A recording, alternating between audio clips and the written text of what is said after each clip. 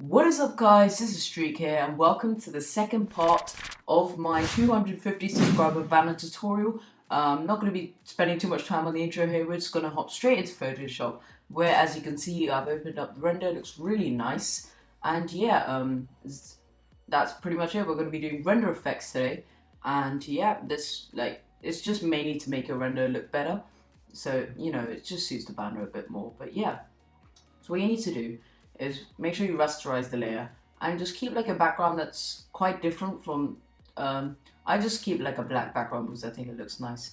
But yeah, first what you want to do is duplicate the layer, then go to filter gallery, and you want to apply a plastic wrap, which is in the artistic section at the top, and just change like the settings if you want. And yeah, that's pretty much it. In the new Photoshop you can also add layers for filter gallery, which is a really nice addition. But just change the settings to what you think looks good, and then just gradually turn down the opacity until to what you think is a reasonable amount. And yeah, so I think around 20%. I suggest that you do it a bit more than me because yeah, I haven't applied too much in this, and my render effects have actually improved since I recorded this video because I'm doing a voiceover right now. So yeah, make sure you've done that, then duplicate the layer again, go back into filter gallery, and this time add some glowing edges, okay? So it looks a bit weird right now, but then change the blend mode to something like overlay, soft light, but I'm just going to do overlay, and then just do it to about 20 opacity again. So as you can see, it does make quite a big difference. So already our render looks pretty good, but we need to do much more than that. And to merge layers, just right click and click merge layers. So once we've done that, now you want to double click on the render layer and then add a drop shadow. Just do like around 100 size, and then turn down the opacity to around 25. Then an outer glow to like the main color of your skin. So mine's probably orange, and just turn up the size right up, and then keep it on blend mode screen and do around 15 opacity. So as you can see, it just adds a light glow in the background there. Then you want to do a gradient overlay, change it to overlay blend mode, and do it around 50, maybe 35 to 50%, I would say, opacity. Then you want to go to satin and do around, you want to make it slightly darker in the middle, but not too much. So I would say around 15 to 17. Then you want to add an inner glow, and I just keep it white here, but maybe just slightly tinted with the main color of your skin. Change the size, make it a bit bigger, and switch it to overlay. And as you can see, that makes quite a big difference. And it looks really, really nice, the inner glow there. So right, now that's done, we've pretty much done all of the blending options. And as you can see, the effects make a really, really big difference. So yeah, I think the render looks much better now. But now we're going to move on to just some manual effects right now. So not just ones that are automatically in Photoshop, like your own effects to customize your banner. So first off, so you just want to it depends really on your render, but I've gone with quite a simple render here, so I don't have much to work with. But first, you just want to add glows to add all parts of the skin. We've already done inner glows and outer glows, but this time you want to add glows to every single part of the body, so it really makes it stand out a bit more. So it doesn't have to be neat. I'm just doing it fairly rough here, but glows to all the parts where you can see that color. So I've done the orange, and that's pretty much a significant color of my skin. So I'm just going to do that right there, and yeah, that's pretty much it. And then I'm going to switch over to a different color of my skin, so around rough white for the shoes, and then the white parts of my skin, so those stripes that I've got on my arms and the headset, of course. So make sure you do that. Just it just makes it stand out a bit more. Obviously we're going to change it because right now it looks really weird. But yeah, so now I'm going to do those I didn't really know what I did there. I made a lot of the skin, and yeah, so I'm not sure why I added this blue part on my hands, but I think they look pretty cool. So, and once you've done all of those glows, you want to Gaussian blur. So filter, blur, Gaussian blur, and just change it so not too much so that the glow goes to another part of the skin, but just enough like it's still on the correct part. Then just change the soft light, and as you can see, it just makes it, everything stand out a bit more. And if you want, you can turn down the opacity just a tiny bit so it doesn't just seem too bright and glowy. So I'm just going to do 50%, so it makes quite a big change, but not too much that it's just blinding.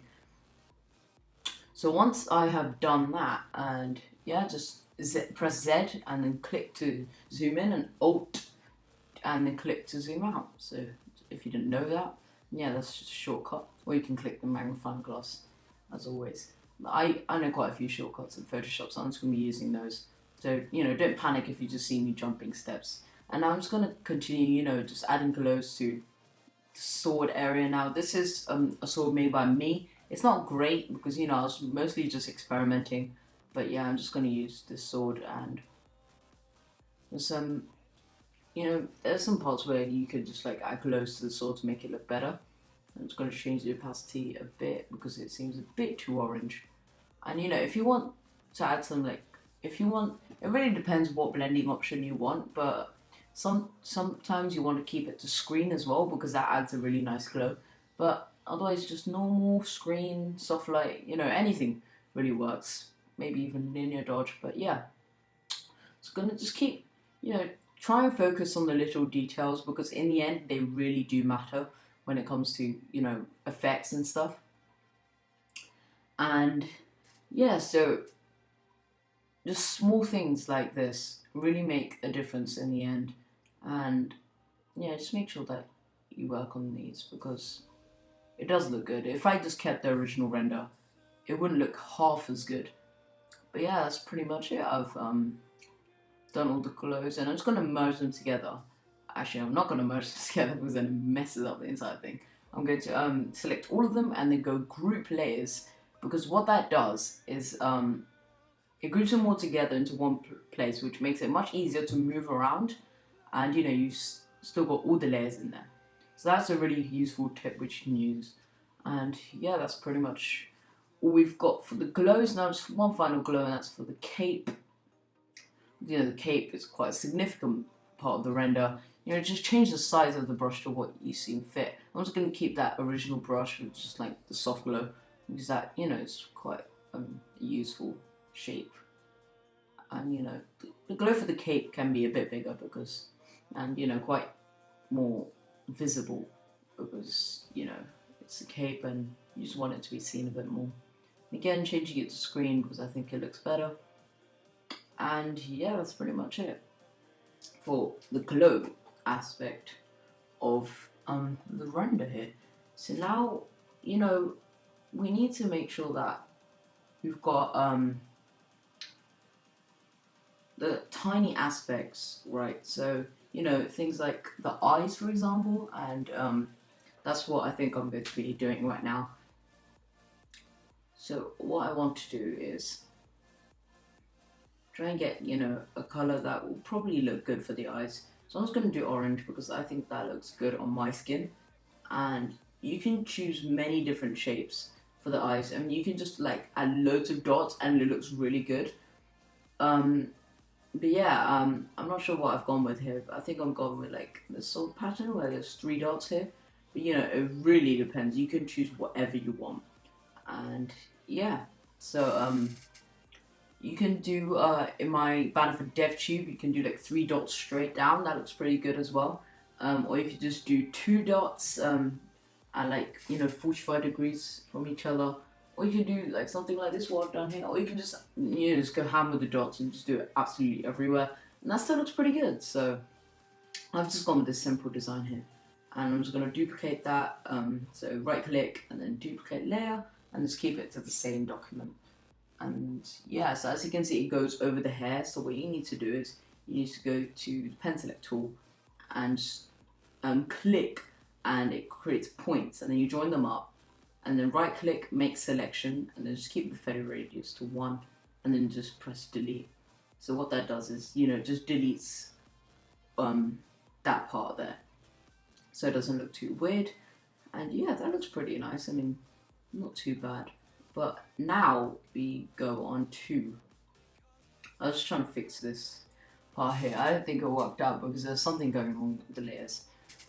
But yeah, just make sure that it looks realistic, guys, because it does it does make quite a big difference. So yeah, just try to use try to add as much as possible. Not too much, obviously, that it just over exaggerates everything.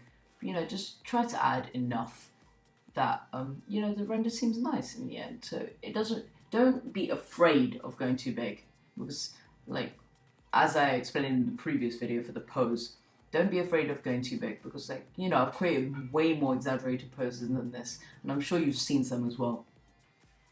But yeah, just don't be afraid to go too big, and it'll look good in the end. So yeah, that's pretty much done there with the eyes. So now what I'm going to do is I'm going to get a screenshot of what I think is going to be a good background for my my banner. So yeah, sorry about that, guys. I'm just really tired, I guess. But yeah, I'm just gonna go through the screenshots. I think this is Pop's screenshot pack, and yeah, I'm just gonna go through all of them right there, and just see which one works. So you'd obviously want to choose one where probably fits the pose and the colors are kind of matching as well. So for this, I'd say something like a mesa biome, or maybe near some lava, or I think I went with some sort of sunset as well, because that looks really good as well, because I've got some green as well. So as you can see, you can always tint the background, which I'm going to do right now. So make sure you drag it behind the layer, and then make sure you rasterize it as well, because otherwise you won't be able to edit the colors. So then you go to image, not layer, image, adjustments and color balance, and then just change the colors to what you think. So just make it quite close to the renders. As you can see, that's made a huge difference, and it already fits the render a lot more.